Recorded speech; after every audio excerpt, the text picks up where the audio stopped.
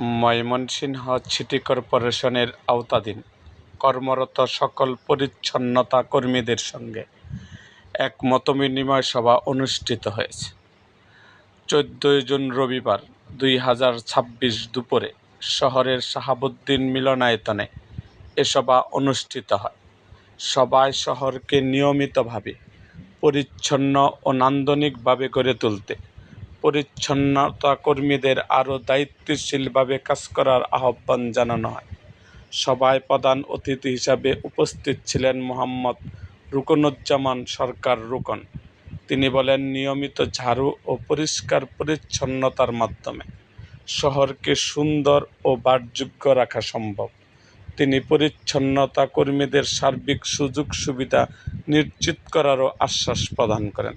এ সময় আরও উপস্থিত ছিলেন ময়মনসিংহ সিটি কর্পোরেশনের সংশ্লিষ্ট কর্মকর্তা ও কর্মচারীবৃন্দ। এরকম আরও ভিডিও পেতে এবং রাজনৈতিক অঙ্গনের নানা ঘটনা ও ইতিহাস জানতে আমাদের মুক্তাগাছার ইতিহাস মিডিয়া ইউটিউব চ্যানেলটিকে সাবস্ক্রাইব করুন এবং পাশে থাকা বেল আইকনটি বাজিয়ে দিন।